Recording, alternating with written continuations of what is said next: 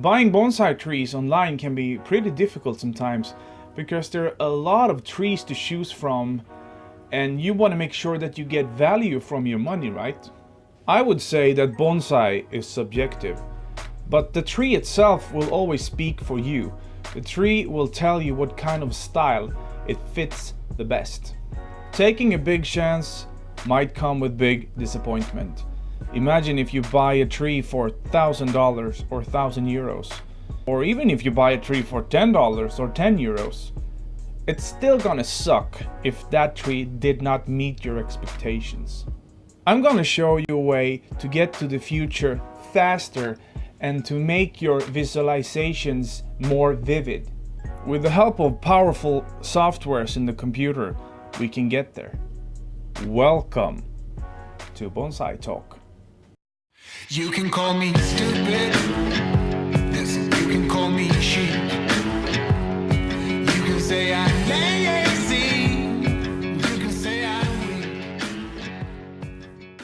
Alright, so welcome to the PC and to the software called Photoshop.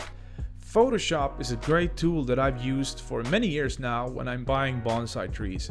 I can change the angle of the tree a bit, that I can change the pot if I need to. I can remove branches, smaller branches, bigger branches, foliage.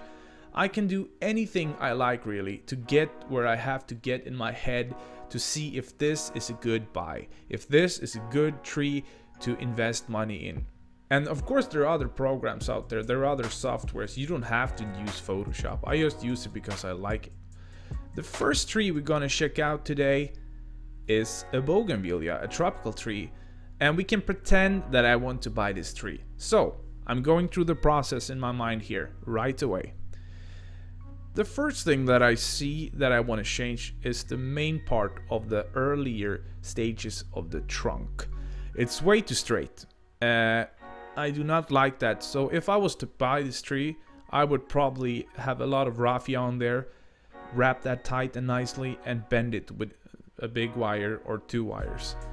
And we can see how that would look in the program. Something like that.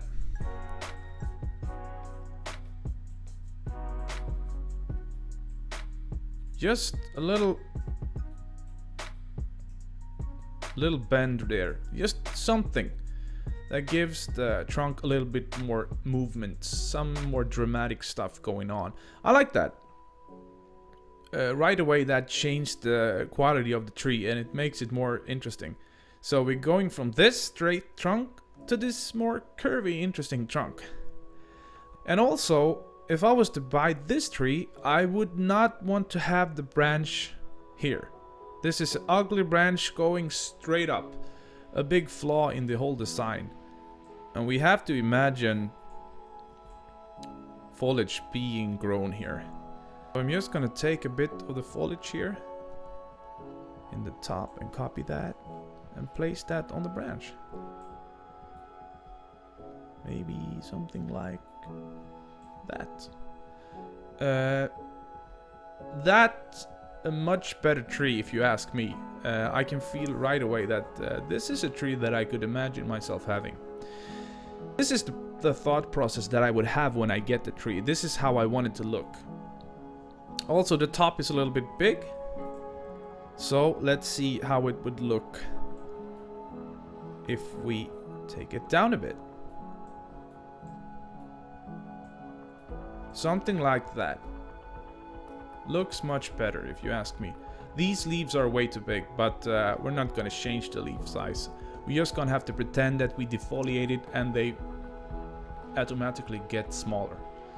So, this is how it looked when we all started.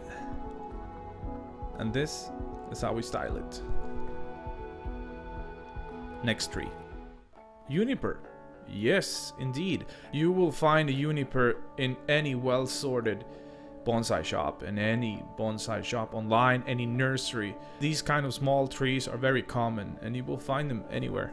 While looking at the tree, I don't really like the branch coming here from this side.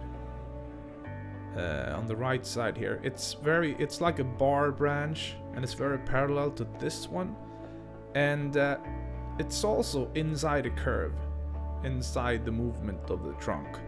That's usually not good, so let's take that off.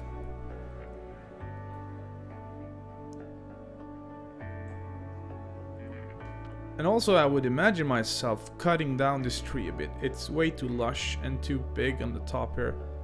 Perhaps something more like this. Perhaps something more like this.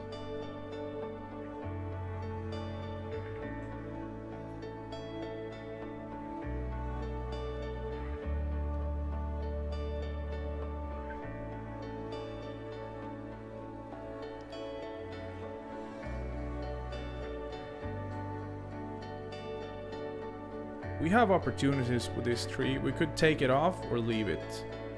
I don't know. It all comes down to how it looks in the back, which we unfortunately cannot see now, but this is something more like it. And that's the little juniper finished. That's the design I had in mind if I was to buy that tree. Next one. We have another tree coming up, and this time it's a big Scots pine. Probably a Yamadori from the beginning, I'm guessing.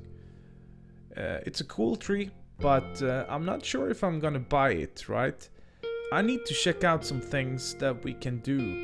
The first thing that I want to do is try to take the top off and see how that will look, because the top is rather big in my opinion. So I'm just gonna mark that like that and fill it to get that top away. With a slightly downwards angle in the pot, like this, that gives that tree a more feel of flow to the right. It is a possibility. It could be done. Let's go back to where we started. This can also be you giving your friend or someone in your club help how to make the design approach in the future of the tree.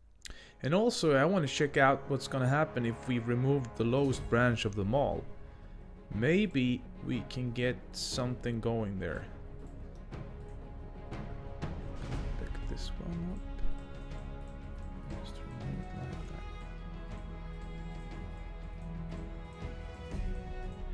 That's a possibility that you could go for. Just shorten the longest cascading branch more.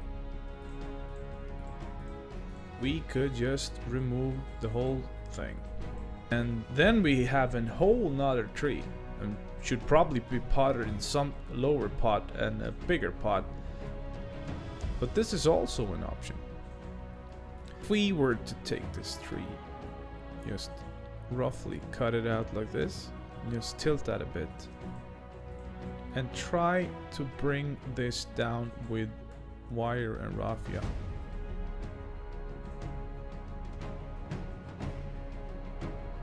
Every year when the tree grows, getting more healthy, you just try to get more back budding on the needles and get that ramification going. Get the tree smaller. Another possibility. As I see it, many times you can find the best parts of the tree in the lower sections of the tree. A good old ficus of the bigger kind. I can see just straight away what I would do with this, and I would air layer it, because in my eyes the movement and all the good things are happening here in this area. I would just separate the tree here with sphagnum moss, a plastic bag, tightly and nice together. Try to grow that out for 7-8 months, maybe 1 year, and then I will have a whole tree here from this section, right? We're gonna remove all of this now because I do not want that. If I was to buy this tree, I'm going to show you guys what I would save. I would definitely save that little branch to the right there, because that branch is on the outside of the curve, and that looks really good. Also decentable size. So I would just cut off the tree like this. Cut it off here. Nothing to fuss about. Ficus callus over easily, and with a new leader growing profusely and longer, this will callus over nicely.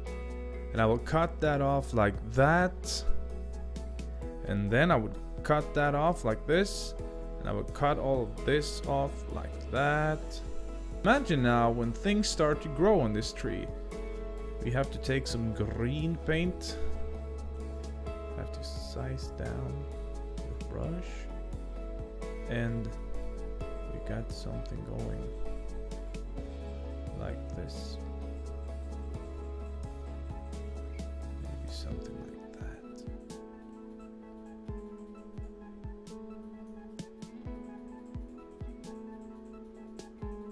Let's take some white and just make it a little bit more refined, just so you get the hang of it. Deciduous tree, broadleaf tree, should not be apical dominant.